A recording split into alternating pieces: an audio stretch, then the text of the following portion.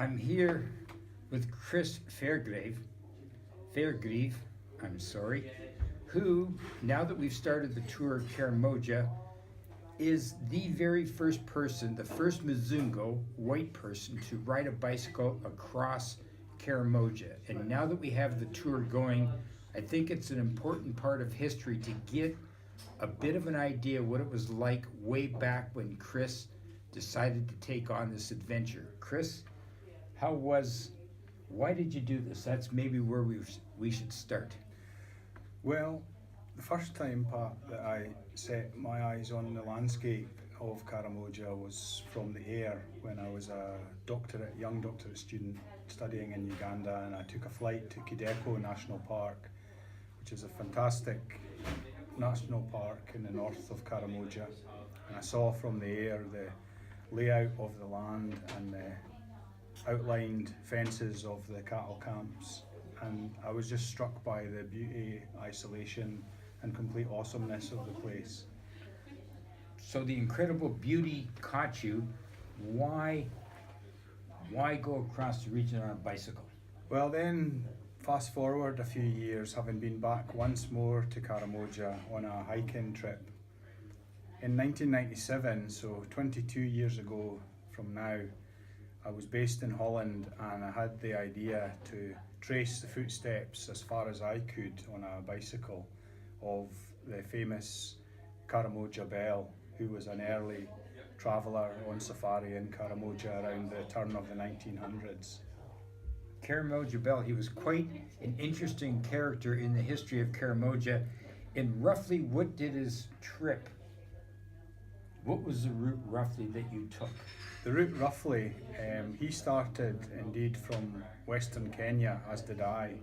And although I didn't cycle all of the tarmac roads on my one gear back pedal renovated Dutch bike, I followed as far as I could his route through Mbale, as was known then as Mani Mani, and then up as far as Soroti, and then through the gateway into Karamoja, and then from there Moroto, Kotido, and as far north as Kabong before returning via Soroti and back to Mbale and out.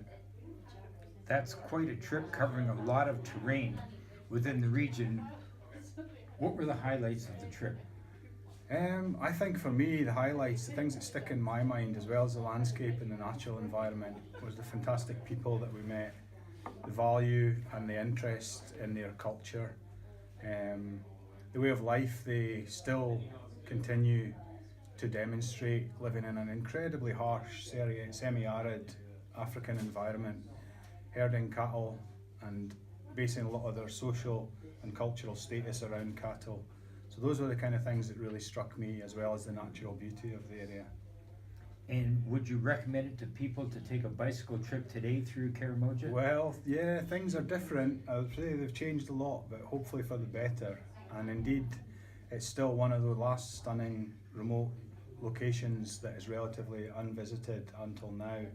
And in terms of being an experience which helped form me as a person, I would recommend a visit to Karamoja, just from all the reasons I've outlined up to now, and from the point of view that nowadays it is possible to discover Karamoja.